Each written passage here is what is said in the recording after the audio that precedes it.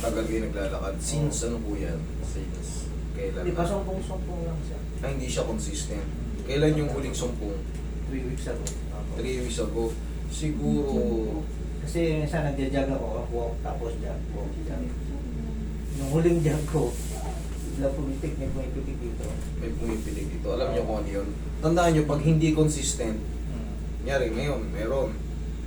Susunod na linggo, hanggang ilang linggo, wala.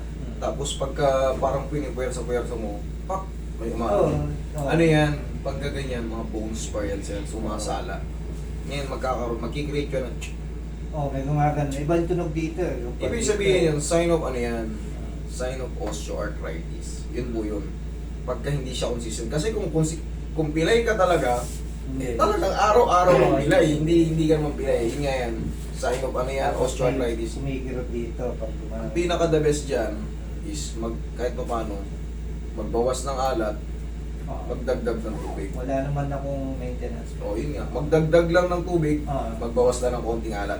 Kasi doon nagkikreate yung mga spar pagka yung kinakaya natin mga furines na sa kinikreate nun yung calcific sa mga bones natin. Yun lang yun. Tapos ano pa sir? Yun lang? Itong braso ko, namamanhid siya. Namamanhid. Konting nadaganan ko. Manhid na agad. Sige. Sa mga ano naman dyan, alam mo, pag namamanhid kasi blood supply, pag namamanhid ka. Nadaganan, di ba, na nakahiga. Hindi mo lang nadaganan. Mabilis siya mga kamanhid. Oo naman. Pero nakawala rin naman agad. Okay, hindi siya ano.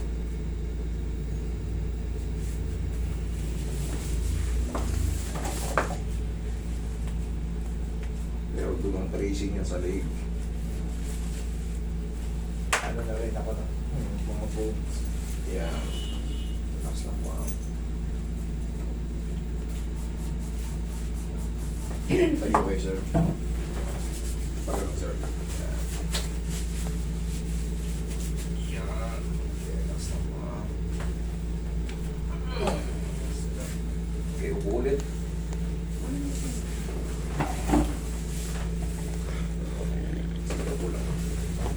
Relax lang po.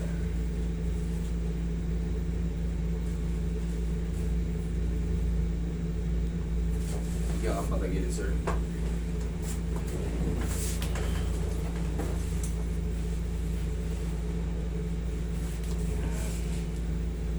Relax lang.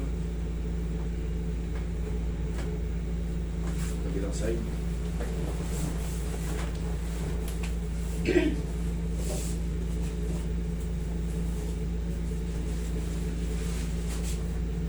Okay, relax lang po. Okay, ihaya kayo.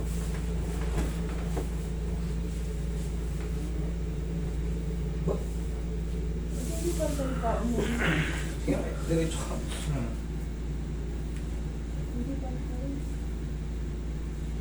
Mas mahaba to, no? Kaya nga, mas mahaba. Ayos ka ba? Ha?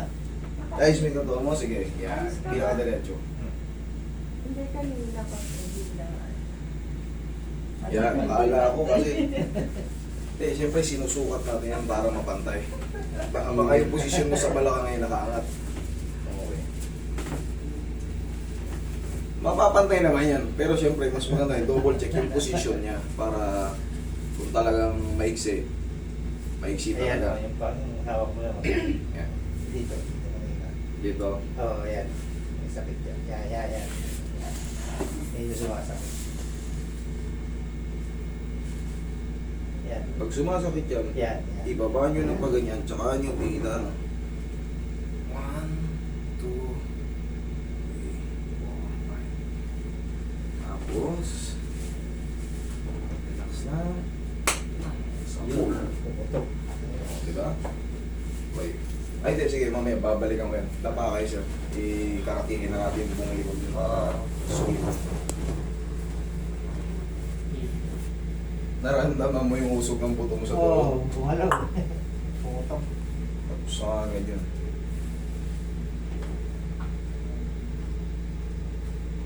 Umusog lang siya ng konti. Pero kung tingnan mo, kung uobserbahan mo, pag kayo dinislocate mo yung tuhod, ano sa tingin mo mararamdaman mo ngayon? Pero pag tama yung position ng binalikan, gaganda yung pakiramdam mo. Oo nga, ramdam ko ako. Ganun yun. Pero pag mali ang pagtunog doon, nausog siya, tapos mali, unti-unti na magkikreate ng pain yan. Oo. Kasi na-dislocate eh.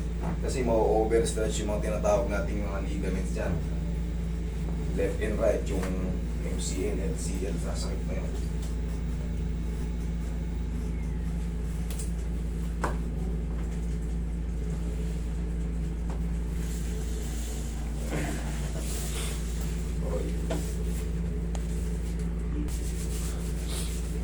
Kaya ka, sir.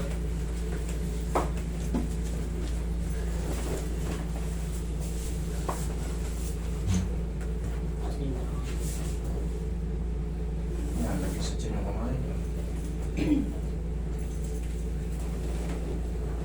Okay, relax lang. Inhale.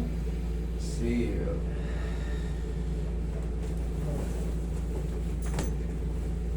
Okay, tiyan lang. Balik tayo sa tuhod. Saka minsan, yung muscle ko rito, yung sa gabi, Parang nagka-cramps. oo, nangihina siya. Pagka, yan. Pero pangkaraniwan lang yun eh. Basta, Parang ang sarap na huwag lang yung dinitin. dire-diretso.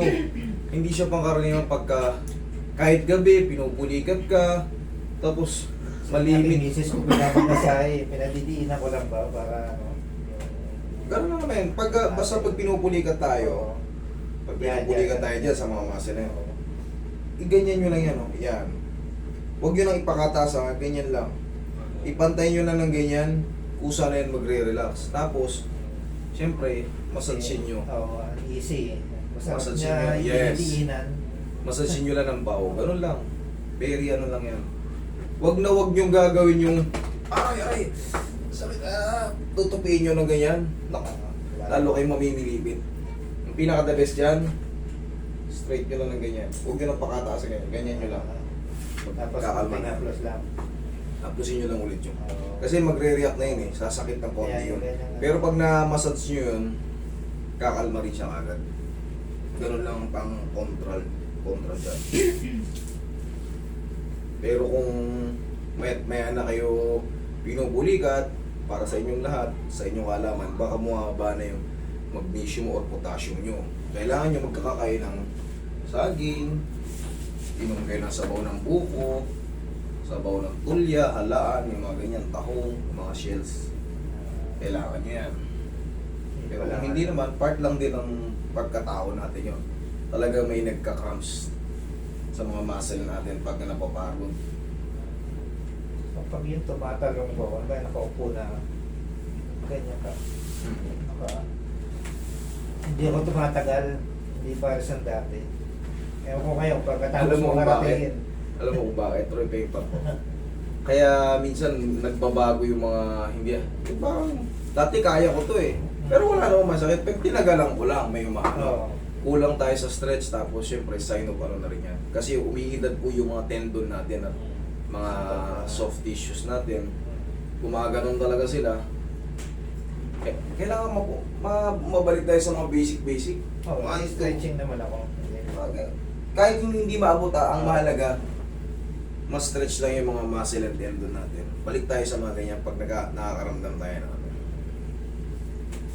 Bago tayo mag-run, bago tayo mag-ano sa umaga, kahit pa paano mga mild inat muna para ma-flex lang yung mga ano. Para hindi tayo ma-strain.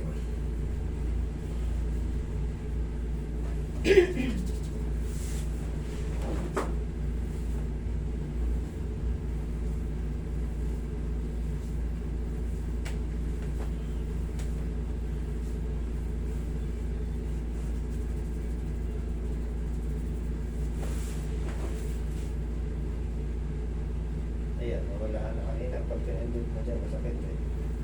Ngayon, nag-ano lang yun, no? Nagre-react yung mga... Ito kasi, ang lalaki ng muscle dito, itong mga vastus muscle natin. O yung mga quadricep. Kailangan lang naman yan mainat tapos mamassage mo yung tendon para mawala yung sakit. Yung sa'yo doon, Naramdaman mo, ma-adjust yun. Oo, yun. Bitawa na agad, upo ka.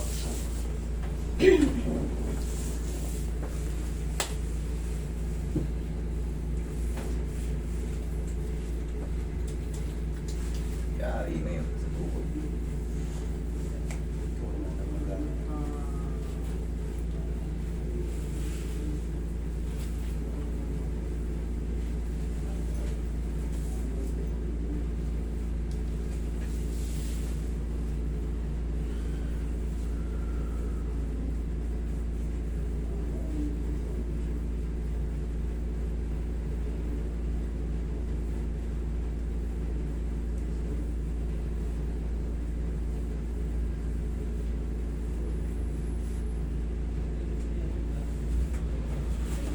Right.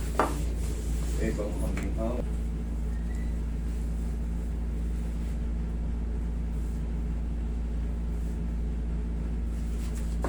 Yan lang magdurog-durog ng ano, ang lamig-lamig. Kung lamig-lamig lang, ganyan lang. Hindi kailangan sobrang lakas. Medium type lang, medium to soft. Para hindi nasasaktan yung mga pasyente. Parang haplos lang ng pagmamahal.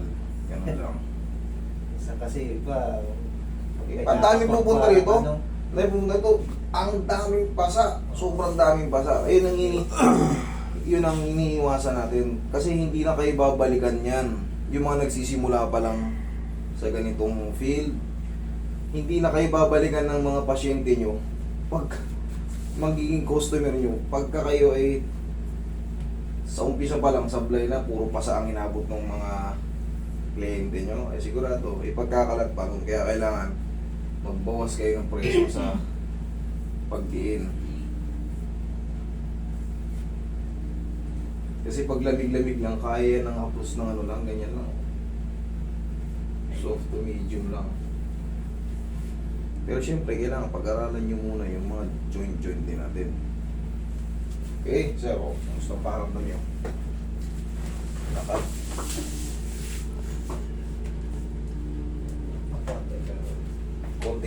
Konti na lang.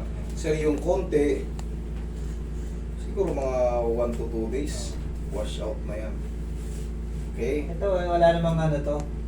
Pwede pa repeating na rin yung ano. Sige. Para pala dito na. Wala namang masakit. Gusto mo Wala masakit naman, ba? oo. Hindi, malay lang ba? Hindi. Baka may makaparang ano. Hindi, ganito yan. Ang understanding sa mga ganyan, pag wala naman, Oo. gusto ni sila, yayanikin lang natin Oo. para tumulas lang din sa ano. Oo. Ganun lang. Pero kung basta, pag wala kasing masakit, hindi na kailangan ano yan, basta-basta yan. Kasi, ibig sabihin, nakapix yan. Pag pinitik mo yan, Tama siya. umusog. Ngayon, baka mag-create ng irritation. Sabi mo, Master, ibalik mo na sa dati para mas maganda yung una. Hindi, okay yan. Okay lang. Okay na yan, higil na yan. Okay? Sir, hindi naman natin to worry dyan. Walang pain yan eh. Okay, sige. Sino next?